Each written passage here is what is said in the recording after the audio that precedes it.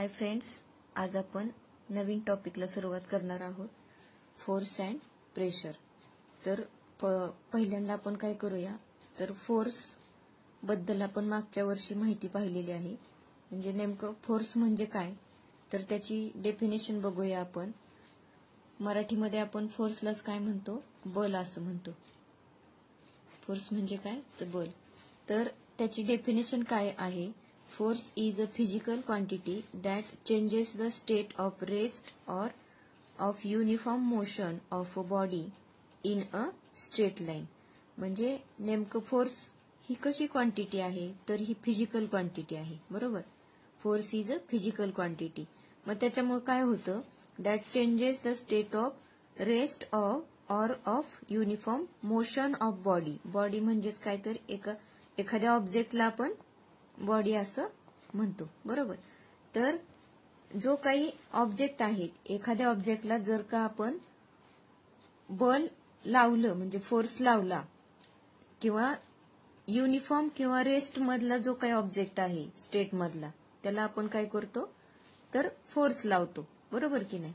Force is a physical quantity that changes the state of rest or of uniform motion of a body in a straight line.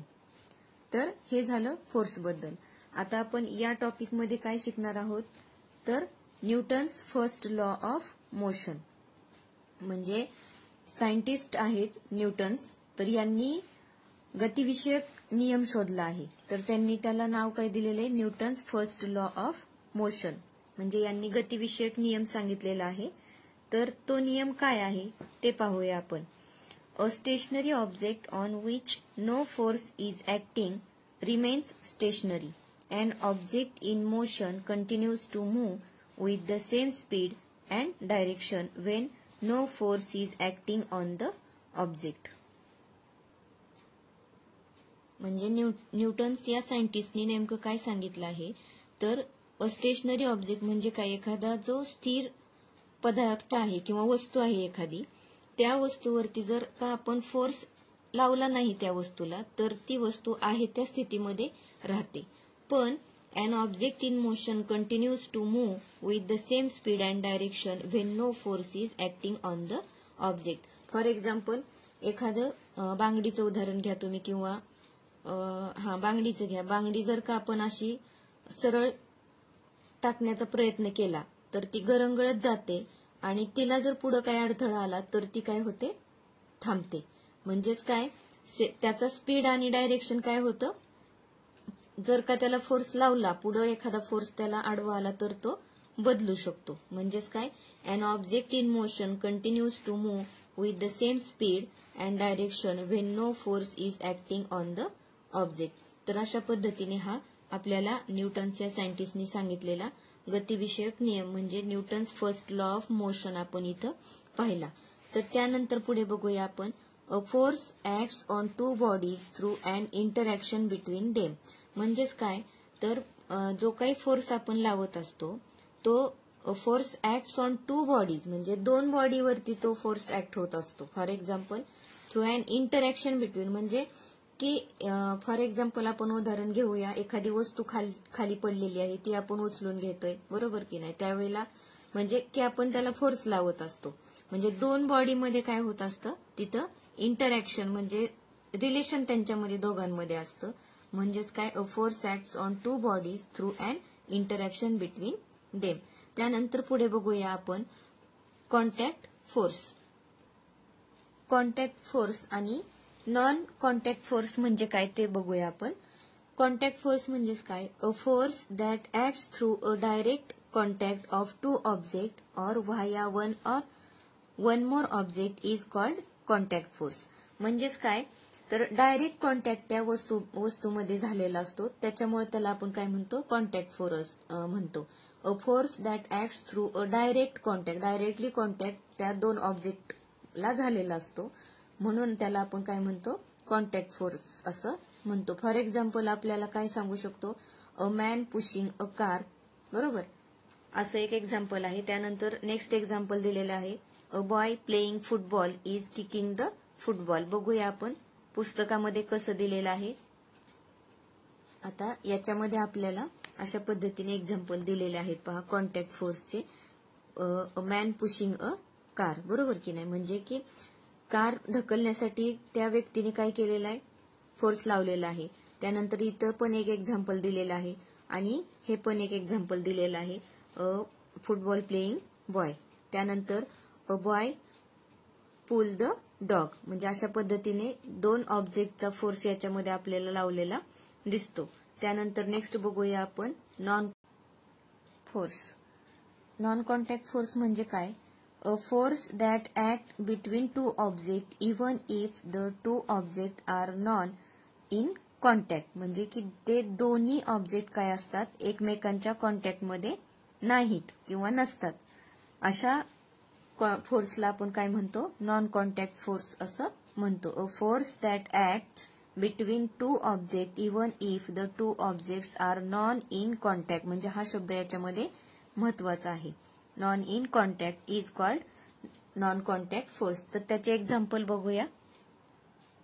Non contact फोर्सचे example आपल्याला दिलेले आहेत. A coconut falling from the tree due to force of gravity. For example म्हणजे काय सांगितलं याच्यामध्ये, तर जर का एखादं फ्रूट असेल, इथं आपण कशाचं एक्झाम्पल घेतले, कोकोनटचं. Coconut falling from the tree due to force of gravity. Gravitational फोर्समुळे तो जो काही ऑब्जेक्ट असेल किंवा हे फ्रूट आहे ते काय होतं, वरती जमिनीवरतीच ते पडतंय. Nails get attracted to the magnet due to magnetic force. Nails म्हणजेच काय, जे काही खिळे असतील, बरोबर की, लोखंडी खिळा वगैरे. तर नेल्स म्हणजे लोखंडी खिळा. तर हे जे आहे लोखंडी वस्तू ज्या असतील त्या मॅग्नेटकडे अट्रॅक्ट होतात. कोणत्या फोर्समुळे, due to magnetic force. Then third example, pieces of paper get attracted to the comb due to electrostatic force. म्हणजे पेपरचे तुकडे जे आहेत ते कोमकडे अट्रॅक्ट होतात. तर तो फोर्स कोणता आहे, इलेक्ट्रोस्टॅटिक फोर्स असं आपण त्याला म्हणतो. तर पुस्तकामध्ये आपण त्याचे एक्झाम्पल बघूया. तर अशा पद्धतीने आपल्याला बुकमध्ये हे पिक्चर दाखवलेले आहेत. Nails attracted towards magnet, then paper pieces are attracted towards comb and coconut falling from the coconut tree due to gravitational force. अशा पद्धतीने हे एक्झाम्पल आपण पाहिलेले आहेत. बॅलन्स फोर्सचं काही एक्झाम्पल दिलेलं आहे ते बघूया अगोदर आपण. Take a cardboard box, tie thick string to its two sides and keep it on a smooth table as shown in the figure. म्हणजे अशा पद्धतीने काय करायचंय, कार्डबोर्ड घेऊन आपल्याला त्याला फिक्स करायचं आहे. Take the strings of both sides of the table, tie weighing pans to the two ends, keep equal masses in both the pans. म्हणजे काय करायचं थोडक्यात, तर दोन पॅन त्या स्ट्रिंगच्या माध्यमातून आपल्याला टाय करायचे आहेत, बांधायचे आहेत आणि त्या दोन्ही पॅनमध्ये आपल्याला सेम वेट त्याच्यामध्ये टाकायचं आहे. इक्वल मास म्हणजे काय, सेम मास त्याच्यामध्ये आपल्याला दोन्ही पॅनमध्ये टाकायचं आहे. The box does not move on the table. If more mass is kept in one of the pan than in the other, the box starts moving in the direction of that pan.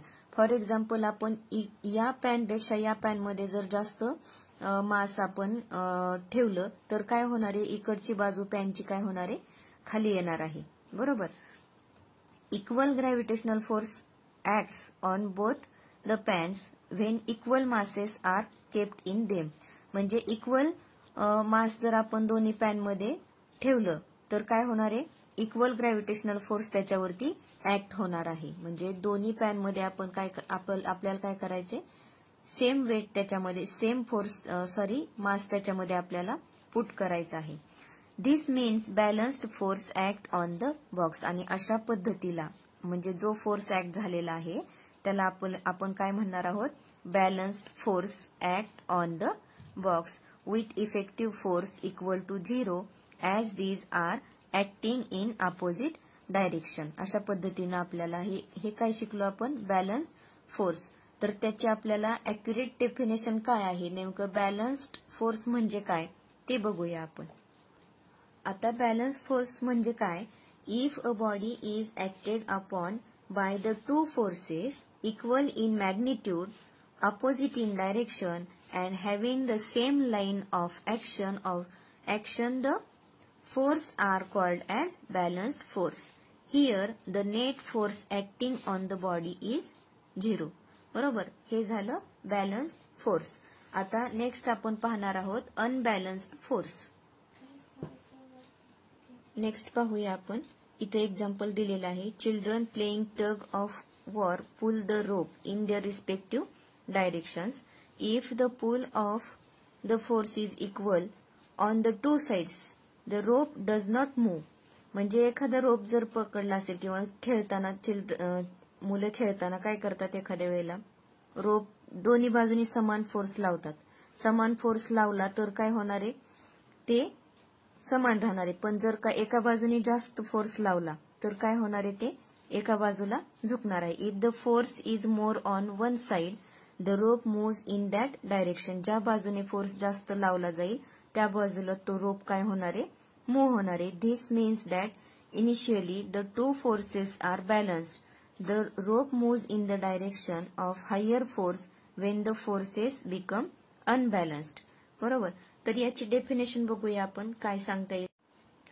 Unbalanced force याची आपण definition पाहूया. If two or more forces act on a body such that the resultant is not zero, the resultant is an unbalanced force. तर अशा पद्धतीने आपण unbalanced फोर्सची definition पाहिली. आता याच्यामध्ये काय होतं, अनबॅलन्स फोर्समुळे it produces acceleration in the body. म्हणजे बॉडीवरती काय होतं, ऍक्सेलरेशन त्याच्यामध्ये तयार होतं. अशा पद्धतीने आपण फोर्सचे टाइप्स इथं पाहिलेले आहेत. त्यानंतर कॅरेक्टरिस्टिक बघूया. Characteristics of force. पहिलं कॅरेक्टरिस्टिक बघूया आपण. If several forces are applied on an object in the same direction, a force equal to their addition acts on that object. एखादं एक्झाम्पल बघूया. फॉर एक्झाम्पल, जर का एखादी फोर व्हीलर वगैरे बंद पडलेली असेल तर त्या गाडीला ढकलण्यासाठी 2-3 लोकांनी त्या पाठीमागून काय करतात, फोर्स लावतात. आणि फोर्सची डायरेक्शन ही काय असते, सर्वांची एकाच दिशेने असते. बरोबर. म्हणून तो जो एकूण फोर्स आहे तो काय लावला जातो, म्हणजे फोर्सची इथं ऍडिशन होते. बरोबर. A force equal to their addition act on that object. म्हणजे टोटली फोर्स त्या ऑब्जेक्ट वरती ऍक्ट होतो. त्यानंतर नेक्स्ट बघूया. If two forces are applied on one object in directions opposite to each other a force equal to their differences acts on the object. म्हणजे याच्यामध्ये आपल्याला काय सांगता येईल, तर एखाद्या ऑब्जेक्ट वरती जर का दोन्ही विरुद्ध बाजूने जर का फोर्स लावला तर त्या फोर्सची काय होते, थोडक्यात इथं म्हणजे दोन्ही बाजूला समान फोर्स लावला जातो. दोन्ही बाजूनी म्हणजे काय, थोडक्यात वरती काय सांगितलं आपण, ऍडिशन होते. आणि इथं काय होते की अपोजिट डिफरन्स, दोन्हीमध्ये वजाबाकी. थोडक्यात काय, दोन्ही बाजूला फोर्सची काय होणार आहे, निम्म फोर्स अप्लाय होणार आहे. त्यानंतर थर्ड बघूया. अ force is expressed in magnitude and direction. म्हणजे हे महत्वाचं कॅरेक्टरिस्टिक आहे. फोर्स कशामध्ये एक्सप्रेस केलं जातं, तर इन मॅग्निट्यूड अँड डायरेक्शन मध्ये एक्सप्रेस केलं जातं. And force is a vector quantity. आता फोर्स ही कशी क्वांटिटी आहे, व्हेक्टर क्वांटिटी आहे. व्हेक्टर आणि स्केलर ह्या क्वांटिटी आपण मागच्या वर्षी पाहिलेल्या आहेत. व्हेक्टर क्वांटिटी म्हणजे काय, तर सदिश राशी. त्याच्यामध्ये कोणत्या येतात, तर फोर्स आणि व्हेलोसिटी. आणि स्केलर क्वांटिटी म्हणजे कोणत्या असतात, फॉर एक्झाम्पल मास आणि लेंथ. अशा पद्धतीने ही व्हेक्टर आणि स्केलर क्वांटिटी आपण मागच्या इयत्तेमध्ये पाहिलेलं आहे. त्यानंतर नेक्स्ट पाहूया आपण इफेक्ट्स ऑफ फोर्स. तर यामध्ये दिलेलं आहे पहा. When a force is applied on a stationary object it moves its speed and direction changes. A force is required to stop an object in a motion. म्हणजे force कशासाठी आवश्यक आहे, तर एखादा ऑब्जेक्ट आपल्याला स्टॉप करण्यासाठी आपण त्याच्यावरती काय करत असतो, फोर्स लावत असतो. Then an object can change its shape due to force. एखाद्या ऑब्जेक्टचा शेप त्याच्यावरती फोर्स अप्लाय केल्यामुळे काय होऊ शकतो, बदलू शकतो. If more than one force are acting on a body then the effects on the body is due to the net force. म्हणजे याच्यामध्ये आपण एक्झाम्पल घेऊया रस्सीखेच, बरोबर. त्याच्यामध्ये जर का दोन्ही बाजूने समान फोर्स लावला तर तो समान म्हणजे रोप समान राहणार आहे, आणि एका बाजूने जास्त लावला तर का डाव्या बाजूने जास्त लावला तर डाव्या बाजूला झुकणार, किंवा उजव्या बाजूने जर जास्त लावला तर उजव्या बाजूला तो रोप काय होणार, झुकणार. अशा पद्धतीने आपण हे इफेक्ट्स ऑफ फोर्स हे आपण पाहिलं. त्यानंतर नेक्स्ट बघूया आपण इनर्शिया. इनर्शिया पाहण्यासाठी, लक्षात येण्यासाठी आपल्याला इथे एक एक्झाम्पल दिलेलं आहे पहा. Take a post card and keep it on a glass. Keep a 5 rupee coin on it. Now skillfully push the card. The coin straight away falls in the glass. Have you ever done this? म्हणजे काय करायला सांगितलं याच्यामध्ये, एका ग्लासवरती एक post card ठेवायचं आहे आणि त्याच्यावरती तुम्हाला काय करायचं आहे, 5 rupees कॉइन ठेवायचं आहे. कॉइन ठेवल्यानंतर आपल्याला काय करायचंय, तर कार्डला आपल्याला फक्त कार्ड आपण असं पुश करणार आहोत, म्हणजे ढकलणार आहोत. मग कार्ड ढकलल्यानंतर त्याच्यावरती ठेवलेली जी कॉइन आहे ती कॉइन काय होणार आहे, तर ग्लासमध्ये पडणार आहे. म्हणजे ती वस्तू जड असल्यामुळे काय झाली, त्या ग्लासमध्ये पडली. यालाच आपण काय म्हणणार आहोत, तर इनर्शिया. अशा पद्धतीने आपण इथपर्यंत आता पाहिलं. याच्यानंतरचं आपण पुढच्या व्हिडिओमध्ये पाहूया. थँक्यू.